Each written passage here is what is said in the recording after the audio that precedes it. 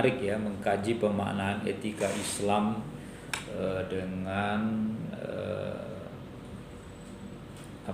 etika Barat gitu kan. Sebenarnya beda nggak sih gitu? Ya, sebenarnya tadi saya sudah membahas itu, tapi titik poinnya begitu. Jadi kalau kita bicara tentang etika Islam, dia bagian dari objek kajian kita. Kita sedang membahas bagaimana konsep etika dalam Islam, ya, lebih paham. Jadi kita membahas bagaimana sih akhlak itu dalam Islam. Ya. Nah, sementara kalau kita mengkaji filsafat moral, ini serupa tapi tak sama ya. Kita mengkaji moral dengan kacamata filsafat. Jadi dalam hal ini tuh filsafat sebagai objek formalnya, alat yang kita gunakan melihat tentang moral. Moral itu apa sih? Gitu kan. Nah, sementara kita tahu bahwa etika, akhlak, moral itu beda sungguhnya. Tidak sama itu. Walaupun kita sering menyamakan antara pengertian keduanya ini, padahal itu tidak sama. Ya. Kalau kita misalnya menjelaskan tentang etika, bisa kita menggunakan apa yang sudah dijelaskan oleh Kisberter. Dia adalah sebagai sebuah ilmu. Ya, akhlak juga sama. Dia juga sebagai ilmu. Tetapi kalau di dalam Islam itu complicated, ya, bahwa akhlak itu ya semuanya. Dia sebagai sebuah ilmu, dia juga sebagai sebuah tindakan moral yang kita lakukan. Sementara di Barat itu antara etika dan moral itu dibedakan. Jadi moral itu buah dari teori-teori yang ingin kita lihat, yang ingin kita kaji. Makanya menyebut orang kalau dengan kata-kata kamu tidak beretika itu masih aman. Makanya yang kita pakai istilahnya etiket gitu kan. Wah, etiket makanmu nggak bener itu, makan mulutnya itu terbuka. Itu etiket kan. Bagaimana cara kita makan. Tapi makan yang benar itu kan ketika kita mengunyah itu mulut itu tertutup. Ya. Jadi kalau orang makan terus mulutnya itu dibuka sambil mengunyah, nah itu etiketnya nggak bagus. Tapi itu nggak apa-apa, itu hanya etiketnya. Ya. Anda makan di warung koboi kaki diangkat di atas, itu kan biasa kan.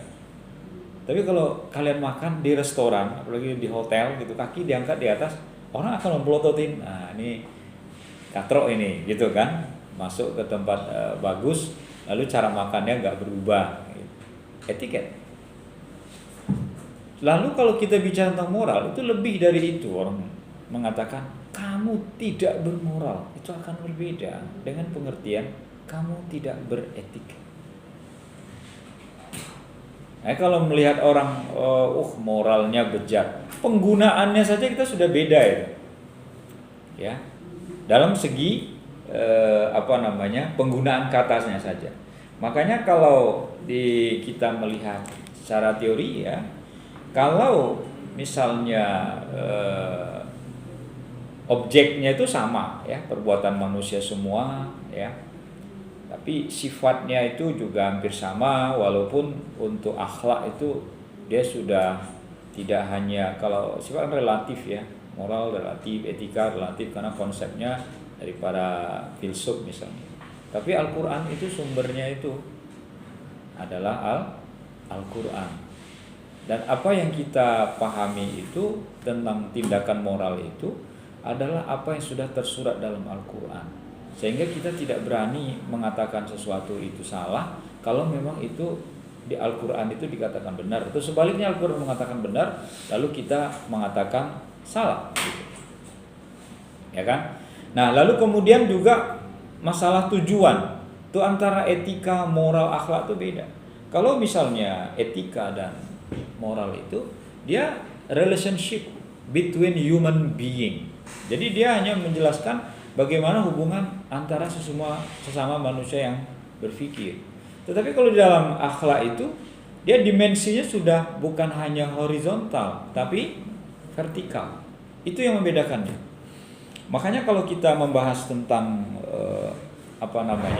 kalau etika, akhlak dan moral itu pada sisi itu kita melihatnya. Jadi kalau moral ya dan etika ya, dia hanya horizontal. Ya, tapi ketika kita bicara akhlak ya, nah dia moral ini kayak horizontal tapi juga vertikal. Jadi hubungan baik kita tidak hanya sesama kita manusia, ya kan? Ini kan tentang manusia sesungguhnya kan. Tetapi apa yang kita lakukan kebaikan itu adalah perintah agama. Yang kalau kita bicara tentang perintah agama, artinya kita jangan sekali-kali kita melanggar apa yang dilarang oleh agama, gitu loh. Misalnya kan yang dimaksud oleh etika kebaikan atau disebut dengan virtues ya, virtue. Kalau bahasa Inggris yang sering kita dengar itu virtue etik, itu etika kebaikan atau etika keutamaan itu. Berbicara yang baik, ya, berkata yang baik, bersikap yang baik, itu secara etik memang baik. Selesai sampai di situ. Jadi kalau kita baik pada semua orang secara etik, secara etiket itu baik.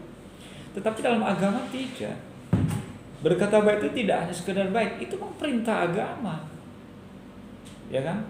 Qulu qaulan sadida. Kan begitu kata Al-Qur'an. Fal yaqul khairan au liyasmut. Itu memang perintah agama, bukan virtue, bukan keutamaan semata. Tapi memang karena perintah agama.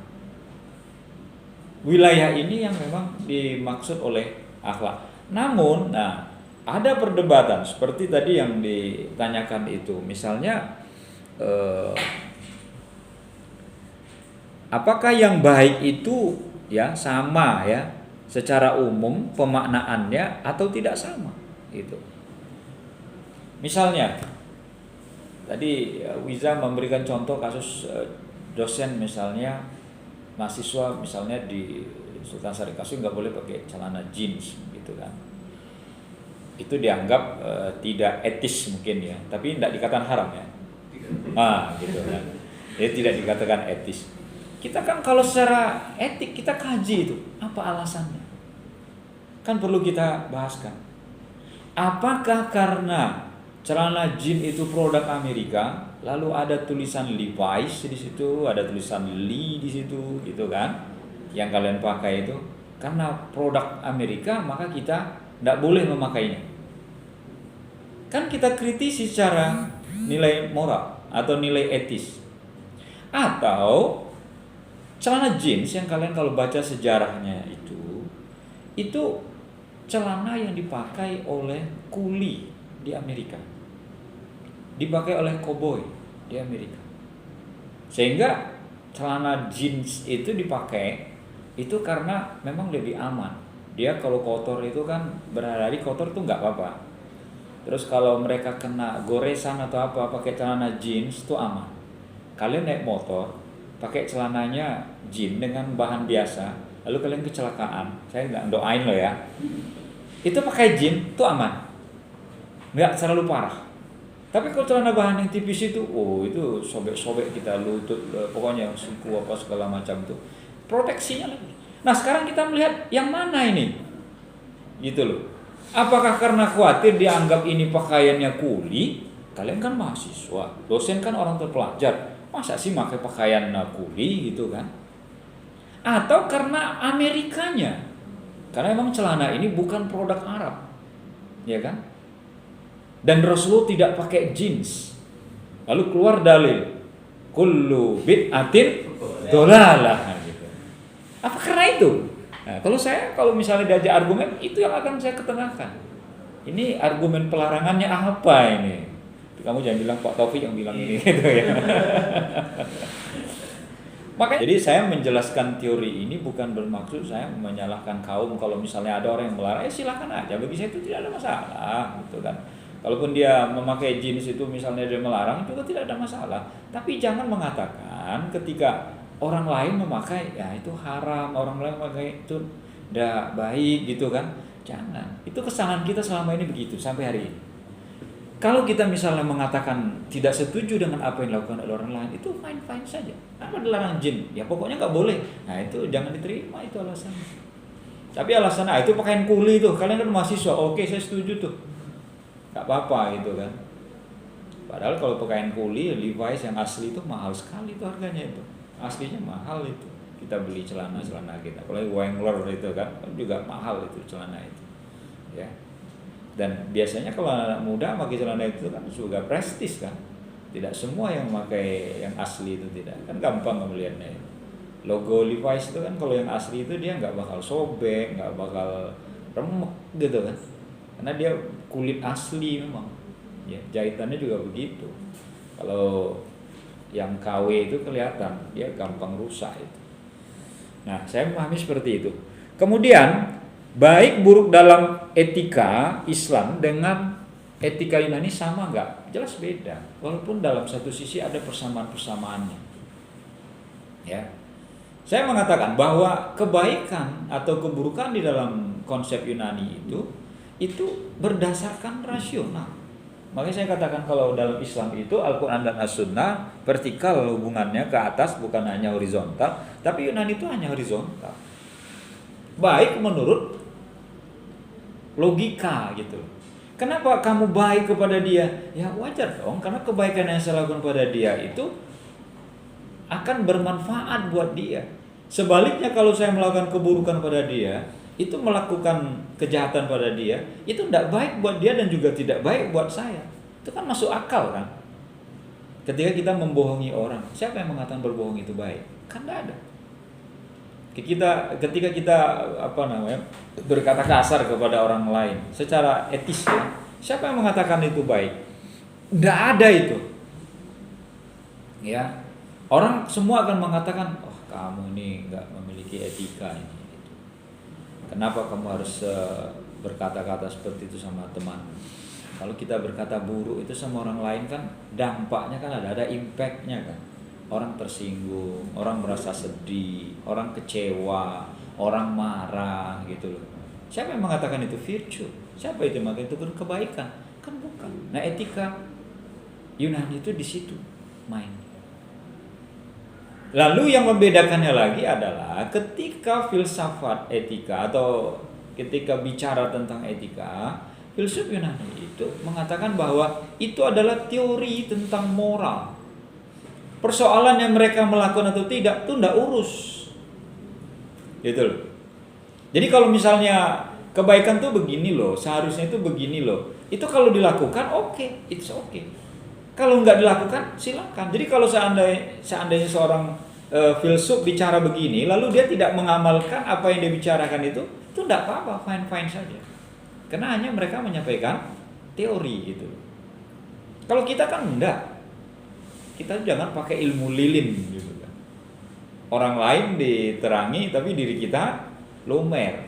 Katakan oh ini nggak baik, itu nggak baik gitu. Karena ada itu istri pertama, kedua mengantarkan suaminya melamar untuk istri ketiga. Saya dalam hati saya beruntungnya pria ini. Ya kan? Diantarkan gitu. Mana ada sekarang itu perempuan-perempuan seperti itu? Jarang itu. Jadi kalau kita ketika mengajarkan kebaikan, mengerti tentang kebaikan, kita punya tanggung jawab moral. Tidak hanya secara etis gitu loh. Bagaimana mungkin kita ngajak orang melakukan kebaikan, lalu kita sendiri tidak melakukan kebaikan itu sendiri gitu. Nah, etika Yunani itu seperti itu pada tataran konsep. Ya. Jadi misalnya ketika mereka mendeskripsikan bahwa etika itu bagaimana kita mendefinisikan perbuatan baik ya, dan kebaikan yang kita lakukan itu adalah hal yang utama. Nah, ada juga yang mengatakan virtue itu dengan lebih utama teori yang kita pahami itu kita amalkan gitu.